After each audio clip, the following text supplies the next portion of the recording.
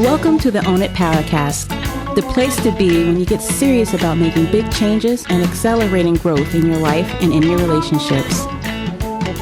Finally create the life you've always wanted, living life on your own terms. Learn how to take your fear and turn it into powerful choices that will create sustained change. Now your host, Mary Baker. Hey everyone, welcome back to the Own It Powercast, a place where you can come to get what you need to move yourself forward. Hey, it's Mary Baker, and welcome to episode 46, Claiming Your Purpose. So this month, we're going to get into what is your life purpose, why are we here, what matters, and how do we embrace that? This episode is a little bit of an overview, and the rest of the month we will flesh this out even more. We'll get into creativity, defining and using your gifts, as well as clearing out your life of what no longer matters or makes sense. It's funny because I came up with this month's focus about 6 or 7 months ago, and yet it's uncanny how perfect the timing seems to be for this topic. You know, we're really in a moment of reset. We're in a moment of a psychological and physical shift. And I keep hearing we've been sent to our rooms to think, to reflect, to review, and maybe to redo some things. I heard Oprah make a comment the other night about she was looking in her closet and her clothes didn't really matter right now, and all the trappings of, I guess, fame and importance and status and success just don't really matter right now because we're not going anywhere. So many things that mattered 4 months ago have gone into the background as other things like PPE and keeping your job and staying safe and connected. Of course, when faced with danger and loss, I think we're the most fragile and the most open. Maybe we're more in touch with the real self.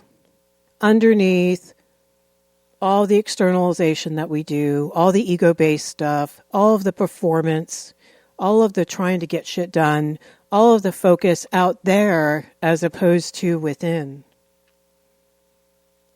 Right now, we have time to stop and refocus whether we want to or not. It's a great time to think about what really matters most to you. What is life? What is humanity? What is connection? What is love? What is working together? What does taking care of yourself really mean? What about compassion and kindness and leadership and trust? By the way, how are those cards working for you? That focus last month where you had a topic that you could focus on either each day, each week, each month. Want to check back in around that. If you haven't done that exercise, it might be a good time to kind of pull that out as you're working this month on embracing your sense of purpose. I also think that looking and finding purpose can take a while, especially if over time we've lost touch with ourselves. And I work with clients all the time who are frustrated because they don't know their purpose yet, or they thought they knew it and it doesn't feel right anymore.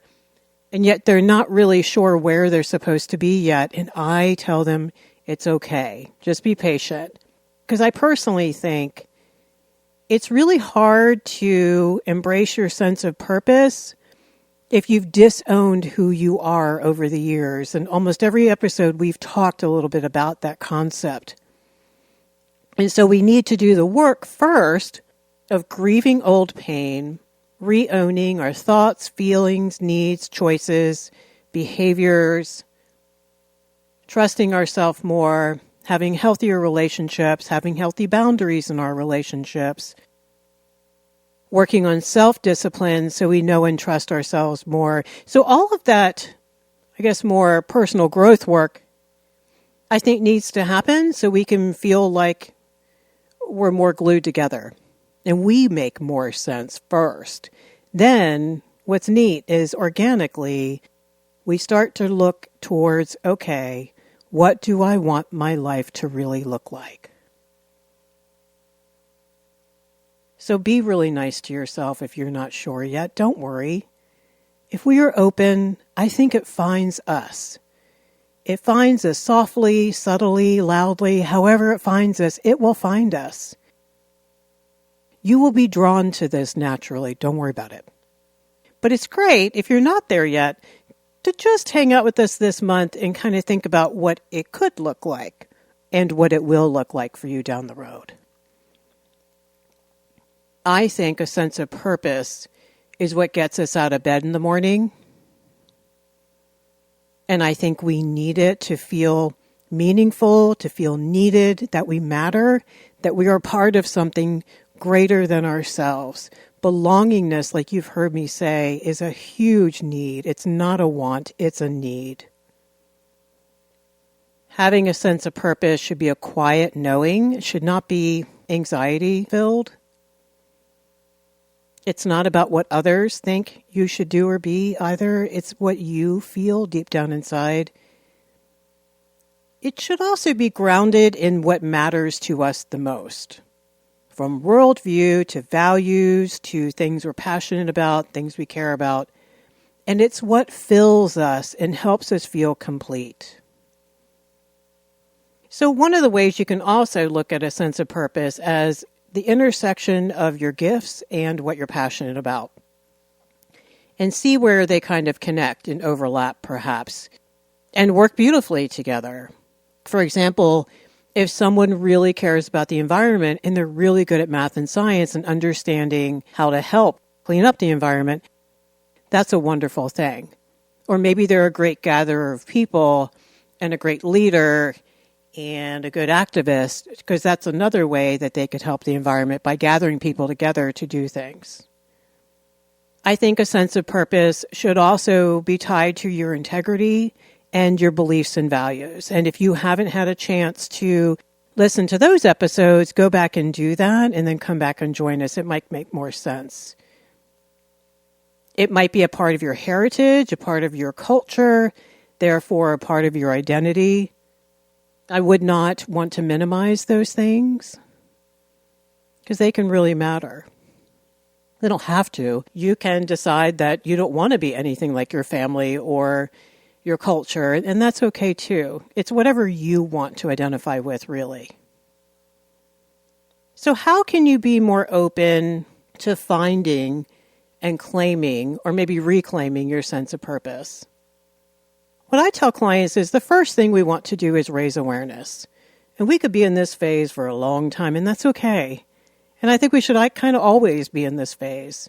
It's really about noticing some things. It's not about attaching anything to them. It's not about judging anything. It's really about just noticing. Kind of a fun, cool, private experiment that you can do as you go through your day. The first thing is you can notice what lights you up. What do you get excited about? Even some things you might get angry about. That's okay. Those are good clues. It matters to you. It lights you up. You love it. It's fabulous. It's important. You're just naturally drawn to it. And therefore it energizes you. You can feel it viscerally in your body. Your energy level may go up. Your interest, your concentration, right? Your focus. Ever get lost in an activity? Not a numbing out activity, but something that you're creating, and hours go by and you're like, oh my God, that felt like 5 minutes. That's a good clue. You were just totally in the moment and in the zone. And other people can notice it too. Like I can notice a shift in facial expression and tone and body language and even words that are used when someone lights up because they're excited about something. And sometimes they are not even aware of it. And I try to remember to point that out. Notice also what doesn't really feel like work, what you actually enjoy, even if it's difficult to do or strenuous or, takes a lot of energy. That's okay. It doesn't feel like drudgery, I guess is a better way to say it. you don't dread going to do that thing or creating that thing. And speaking of creating, a sense of purpose is about creating. It should be about helping others. It should be about serving. And we can do that by innovating, by designing, by even using our words. Notice what you love and what energizes you and what's creative but feels like it might be a little out of the box, like it's going to make you stretch and grow if you do it. I just want you to notice that. Doesn't mean you're going to do anything about it yet. Just notice it, because often it is. Usually, the phrase, your gift will make a way for you, a lot of times our sense of purpose, what we're supposed to be doing, forces us to work through some personal growth items before we can imagine embracing it and getting there. Others notice it too. So I just have a personal belief that our gifts are there in spite of ourselves, and other people notice them if we put them out there, unless we're hiding them. You notice when someone's a good speaker. You notice when someone's a good leader. When they're naturally good at something, it just kind of stands out and it feels genuine and real, and you just notice it. So what I have clients do often is take a poll only from safe people in your life who won't BS you, but also want to tell you the truth about yourself because they love you and it's just real. Take a poll. Ask them, what do you think my sense of purpose would be? And why would you say that about me? And they can give you examples and experiences with you that will give you some good evidence. So noticing, and just, don't get frustrated with yourself if you're not noticing a whole lot yet. Just notice what you notice. Nothing attached to it. We're just observing. It's kind of interesting. I'm not doing anything with it yet. Just open your eyes. You're telling your subconscious to pay attention to it. Like we've talked about before, if you're getting ready to buy a red car, you're going to see them everywhere. They were there, you just didn't notice them till now. So the second thing is remembering and owning. Remembering and owning. So as much as you can, think back over your life, especially back to when you were 4. Remember, we've talked about the whole goal in this process is to get back to being 4 and being our true self. What were your daydreams growing up, or even as a grown-up? What were they about and why? And what were the ones that kept popping up, whether you wanted them to or not? What are things that maybe you were drawn to over the years? Like, ooh, that would be wonderful. But then maybe you pushed it away or other people naysayed it and you told yourself you couldn't do it, couldn't have it, got distracted by taking care of everyone else, all that stuff. But just go back and remember. What about your natural talents that maybe you haven't even noticed in years? Like artistic or musical or athletic. Maybe a gift for teaching, math, science, spirituality, medicine, social justice, economics, anything. You name it. What experiences have you had over the years where you had some feedback like, wow, look at you? Or you just simply loved it, but then you dropped it. Well, no one's going to pay me to do that. Or I can't feed my kids if I'm a starving artist kind of thing. I want you to kind of think back and, if you can, jot these things down. It's really powerful. The owning part, owning what inspires you, even if you're embarrassed to share that with another human being yet, that's okay. I just want you to own it for yourself, no matter how crazy it may sound. What did you do or experience that you just loved, even if it was a form of play or goofing around? It doesn't matter. Just pay attention. There might be clues in that. The one or two things that you may come up with as you're remembering and owning should be a part of something that is bigger than you. Okay, it shouldn't be egoic. It shouldn't just be about ourselves. It should be about the larger picture. Like, how does it affect others? How does it affect humanity or the universe or the economy or people's lives or things like that. The other big piece is this can often come from your journey story, things that greatly impacted you, so that you recognize the need. Like, wait a minute, I needed that and no one provided it for me. Or I wish someone was there for me in that regard. Or maybe you found a way of coping that turned into a talent. I don't know. It could also be transformational. You really honor the impact it has had on your life. So your journey story can provide you with some really good information and some really great inspiration and I think motivation. That's a good thing. And lastly, the world needs it. You see the need. You have eyes for things that other people walk by and don't notice. They don't have the courage and the creativity and ingenuity to go after it, but you do. You see a way. You see the need and you see a way. There's a reason for that. Number 3, there should be alignment. Draw the connections. Most things should be in alignment with each other, like with your values and your beliefs and your passions and what interests you and what you're good at, what comes naturally, what your experiences have been. Everything should have at least basic alignment. There shouldn't be things that really contradict one another. 4, remember to stay as connected to others as you can, because here's the thing. We often find our sense of purpose in our interactions with others and our experiences, especially if we stop to help somebody and don't even realize we just created something really cool when we were doing that. We're listening, we're problem solving, we're creating, we're getting feedback as we go, and we're learning as we go. And a lot of this is learned experientially. Not all of it's going to be by yourself. In fact, a lot of it won't be. So we really can't do this work in total isolation.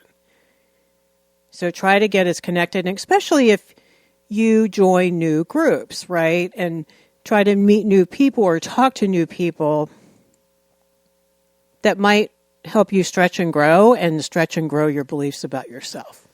That's really important. Because strangers are going to see things about you that maybe loved ones won't or have ignored by this point or are afraid to point out. Strangers can see things pretty objectively sometimes, which is really good. And finally, number 5, I want you to list some limiting beliefs. We've talked about those before that may have gotten or are getting in the way of you really claiming your purpose. That includes things you may have assumed or are still assuming that could be incorrect. Maybe they're generalizations, or you assumed that you read one thing or saw one thing or heard one thing and you said, I can't do that. Things others told you that created beliefs about your self-concept. We have walked all through that. Go back and re-listen to some of the episodes around that if you're not sure. Journal about it. Talk to people about it. You only have to hear it once to take that fragile, special, vulnerable idea and squash it. What about failures?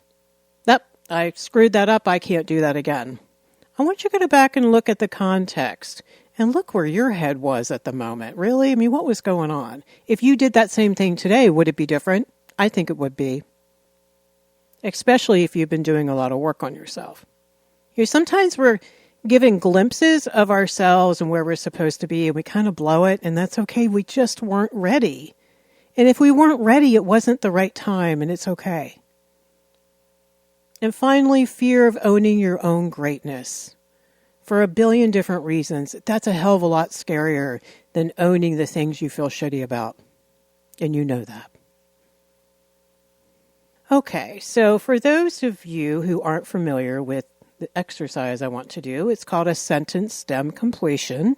I'm going to do 3 of them here. The rest of them will be in your download in your newsletter today. So if you haven't done these before, I'm going to read the beginning of a sentence, and I just want you to come up with 2 to 4 really quick endings Don't think hard about it. Just, if you're at a place where you can write them down, just write whatever comes. If you're walking or jogging or whatever, just whatever comes up in your heart, just notice. They could be positive, negative, neutral. It doesn't matter. You're just creating awareness. Okay. Number 1. If I were to truly know and embrace my life's purpose. If I were to truly know and embrace my life's purpose.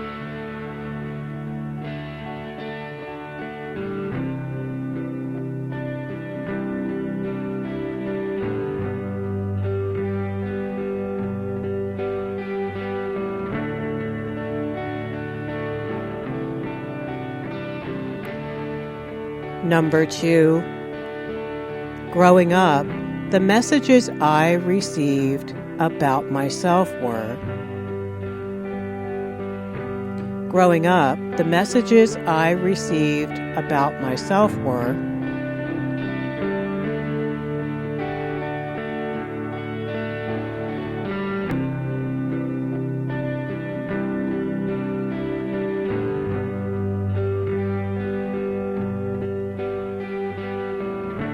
And number 3, if I were to actually live out my purpose. If I were to actually live out my purpose.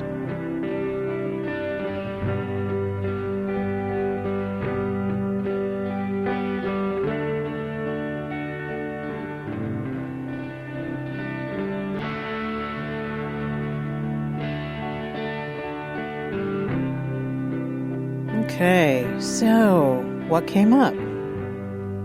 Interesting things, maybe? Anything surprise you?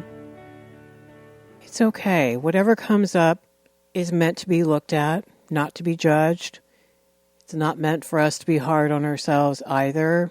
I want you to be really kind to yourself when you do this work, especially right now. We're all feeling pretty beat up by the process right now. We just want to do a positive outlook on this, okay?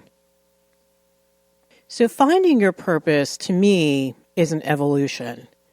I think it's a journey that is always changing because we grow and change. And I think life changes us over time, just like this pandemic is changing us as we go. We will be different on the other side of this. We already are different. I think the key is committing to knowing and loving yourself more each day. That's the big answer. Remember, owning your thoughts, your feelings, your needs, and your boundaries and dreams is your responsibility and the best way to get back in your body and get grounded and get to know and trust yourself again. So next week, we're going to get more into the idea of actually finding your gifts and passions. That's a lot of fun. So today was just an overview. I want you to kind of think about your sense of purpose. Even if you think you're already living your purpose, it's always great to stop and take a look at it again. Thank you for joining me today. May you stay healthy and grounded. And remember, we are all in this together. If you're already a Tribe subscriber and signed up for the Tribe News, you will get your bonus download in your newsletter emailed to you on Tuesday. If not, just go to www.ownitpowercast.com and sign up. Keep holding on to hope. Keep helping each other. Keep holding on to yourself and loving yourself. And if you found this helpful, pass the podcast along. That would be great. All right, so remember, pay it forward, keep loving and trusting you, and I'll see you next time. We hope you took away some useful insights and tools you could begin using right away. If you did, please leave a positive review and share on your social media. Because could you imagine if everyone in your life really got it together? Remember, own it now, so you can really own it later.